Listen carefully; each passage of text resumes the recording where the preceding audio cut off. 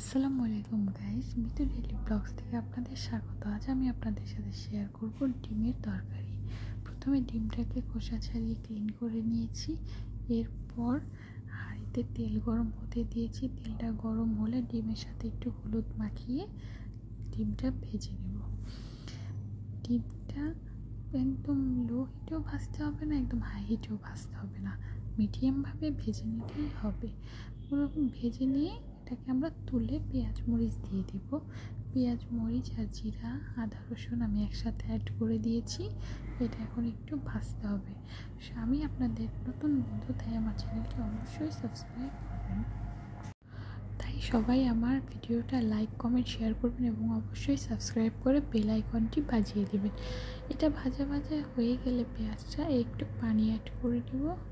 একটু পানি অ্যাড করে নেওয়ার পর এটাকে একটু ভালোভাবে মিশিয়ে তার মধ্যে আমি পানিটা অ্যাড করে নেওয়ার পর আমি এর মধ্যে আস্তে আস্তে সব ইনগ্রিডিয়েন্টসগুলো দিয়ে দিব। প্রথমত আমি এখানে 1 চামচের মতো হলুদ ব্যবহার করেছি। এরপরে দিয়ে দিয়েছি ধনিয়ার গুঁড়া, জিরার গুঁড়া, তারপরে দিয়েছি একটু শুকনো লঙ্কার গুঁড়া, তারপরে আমি এখানে দিয়েছি স্বাদ মতো লবণ। লবণটা আপনারা আপনাদের ইচ্ছা মতো দিবেন, এটা কোনো বাধা ধরার নিয়ম নেই, কারণ কেউ বেশি খায় কেউ কম খায়, যার যার স্বাদ অনুযায়ী লবণটা দিতে হবে। লবণটা আপনাদের স্বাদ অনুযায়ী দিবেন। দেওয়ার পর খুব ভালোভাবে এটাকে একটু মিশিয়ে নিতে হবে। মিশিয়ে বেশি একটু সেদ্ধ করে নিতে হবে। কারণ এই মশলাটা যদি সেদ্ধ হয় তরকারিটা এমনিই মজা লাগবে। আমি বেসিক্যালি এইভাবেই রান্নাটা করি।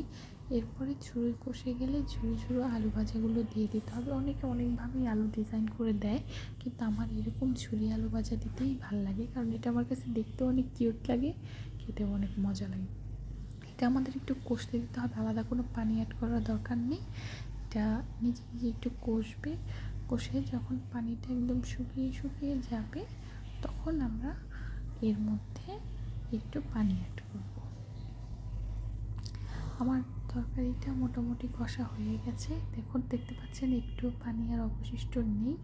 এখন এর মধ্যে আমি 2.5 কাপ মতন পানি অ্যাড করেছি।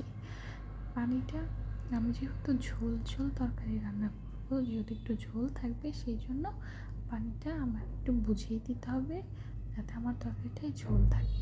দেখতেই পাচ্ছেন এটা আমার রান্নার ফাইনাল লুক। আমার তরকারিতে মোটামুটি ঝোল আছে।